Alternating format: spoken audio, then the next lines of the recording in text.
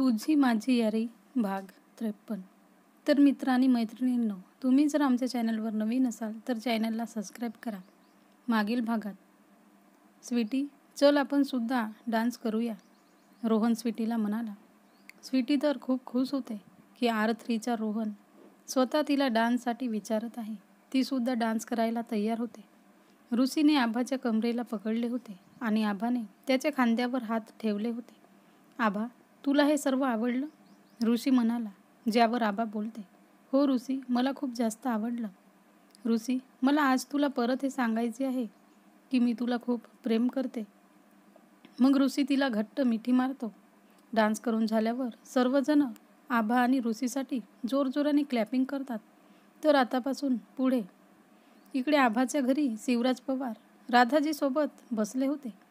मी बोलली आभाशी. तिने मला सांगितले की तो मुलगा तिला खूप त्रास द्यायचा. कधी फोन करून तर कधी फ्लावर बुके घेऊन यायचा.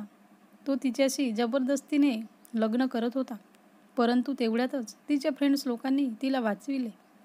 शिवराज पवारला हे ऐकून खूप दुःख होते. ते बोलतात, मी एक चांगला बाप बनू शकलो नाही. माझ्या मुलीला खूप त्रास सहन करावा लागला. मी एक पोलीसवाला असूनसुद्धा आपल्या मुलीची रक्षा करू शकलो नाही. मग राधाजी त्यांना समजावत बोलते, यात कोणाची चुकी नाही आणि तू हे सर्व विचार करू नको. तुझी यात कोणतीच चुकी नाही आहे. तेवढ्यात शिवराज पवारला एक कॉल येतो. सर, तो आम्हाला भेटलाय. दुसरीकडून आवाज येतो, ज्यावर शिवराज पवार रागाने बोलतो, आता कुठं आहे तो?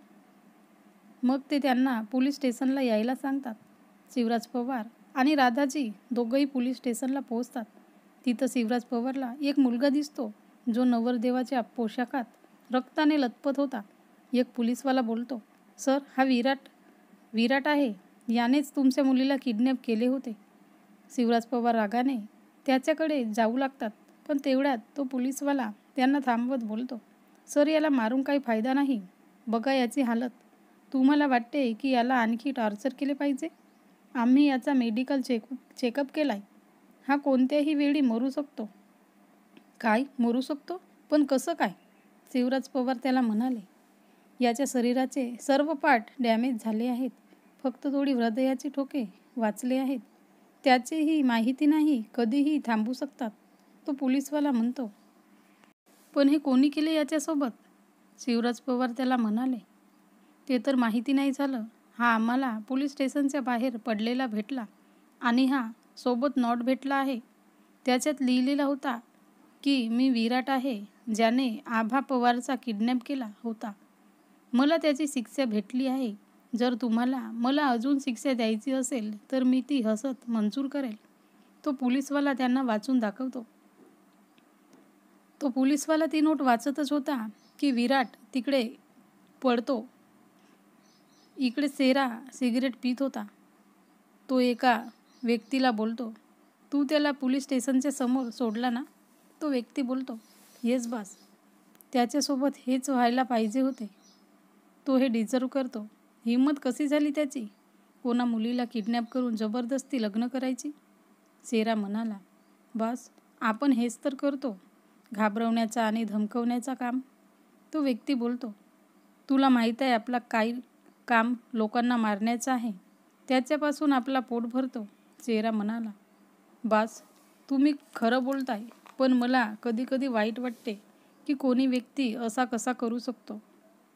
मग मी आपल्या हाताला बघतो, जे नेहमी कोणाच्या तरी रक्ताने रंगलेले असतात.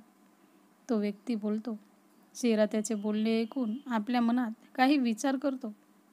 इकडे कॉलेजमध्ये आभा आणि सावी सोबतच त्यांच्यासोबतच आज स्वीटीही होती. फायनली आज आपण तिघी सोबत आहोत, सावी म्हणाली. किती मुश्किलने मी आपल्या दादूला मनवले, स्वीटी म्हणाली. चांगलं झालं स्वीटी, आता तुला आमच्याजवळ यायला आपले लेक्चर मिस करावे लागणार नाहीत. तिघी मिळून हसत होत्या आणि आपली क्लास अटेंड करून क्लासच्या बाहेर येत होत्या. तेवढ्यात त्यांना रस्त्यातच निया भेटते. ती बोलते, क्या बात है आबा, आज तुम्ही दोघी नसून तिघी आहात. व्हेरी गुड आबा. तसं मी हैराण नाही आहे, कारण मला माहिती आहे तू नेहमी लोकांना आपल्या मागे पुढे फिरवत असते. जसं तू त्याला फिरवली असेल ज्याने तुला किडनॅप केला होता. त्या तिघींना नियाचा खूप राग येतो. ही या कॉलेजमध्ये का आली? स्वीटी सावीला म्हणाली. आज ही माझ्यापासून वाचणार नाही, सावी म्हणाली. निया त्या तिघींना आणखी बोलत होती. त्या तिघी चूप होत्या आणि नियाला घोरत होत्या. तेवढ्यात निया आभाच्या थोडी जवळ येत बोलते.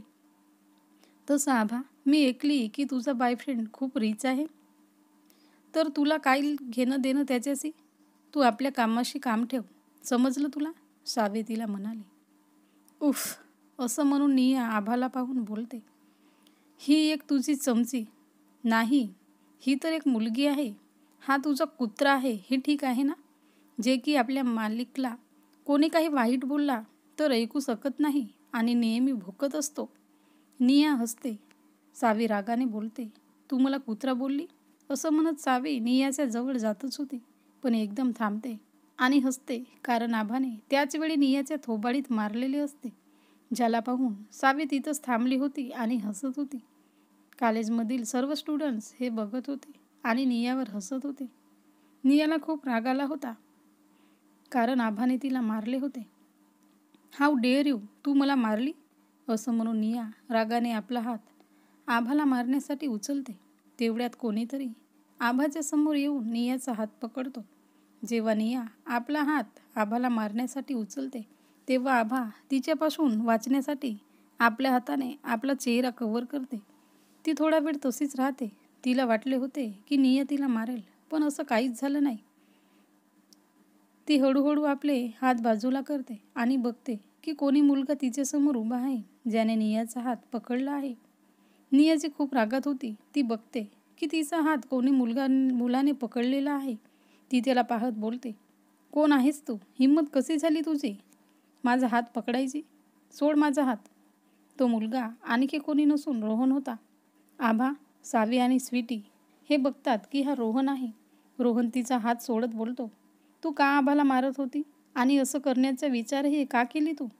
रोहन तिला म्हणाला, तू काय हिच्या बाजूने बोलतो आहे?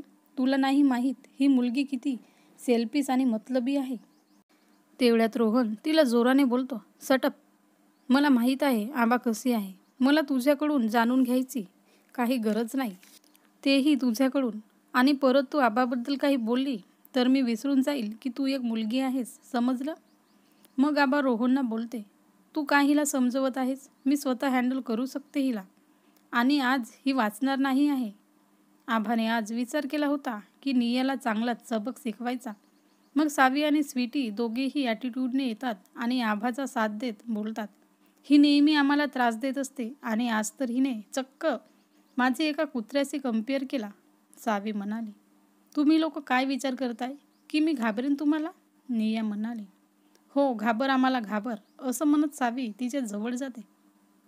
रोहन तिला थांबवत बोलतो, तुम्ही हे काय करताय? हे बघ, हे करणं काही ठीक नाही वाटत मला.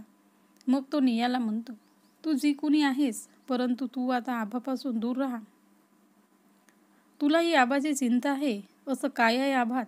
जो पाहिला तो आभा आभा करत फिरतो हिच्या मागे. निया रोहनला म्हणाली. रोहन नियाकडे आपल्या हाताचा बोट पॉइंट करून बोलतो, हे बघ, तू आता जास्तच बोलतेस. मी तुला प्रेमाने समजवत आहे की आभापासून दूर राहा, नाहीतर तू. असं म्हणून तो चूप होतो. तेवढ्यात निया त्याचा बोट पकडून म्हणते, नाहीतर काय, तसं तू दिसतेस खूप हँडसम आणि तुला पाहून असं वाटतं की तू सुद्धा खूप रिच आहेस, परंतु हा तुझा गैरसमज आहे की तू मला जो म्हणशील ते मी ऐकत राहू. नो वे. मग ती आभाला पाहून बोलते, आभा तर हा तुझा आशिक आहे. असं म्हणून ती हसते. मग रोहनला बोलते, तू आभाला प्रेम करतोस? हे बघ, तुझ्या डोळ्यात सर्व दिसते. OMG, म्हणजे तू आहेस आभाचा बॉयफ्रेंड. परंतु मी तुझ्याबद्दल जे ऐकलं, तू तर त्यापेक्षा वेगळा आहेस. रोहन तिचे ऐकून थोडा चूप होता की तू आभाला प्रेम करतो. आभा जी रागात होती ती बोलते, तुझी प्रॉब्लेम काय आहे निया? तुला काय फरक पडतो माझा बॉयफ्रेंड कसाही असो? तू माझ्याशी बोल. अच्छा, आता तू मला ऑर्डर देशील? मी तुझ्या ह्या चमच्यांसारखी नाही आहे जी तुझी ऐकेल, निया म्हणाली.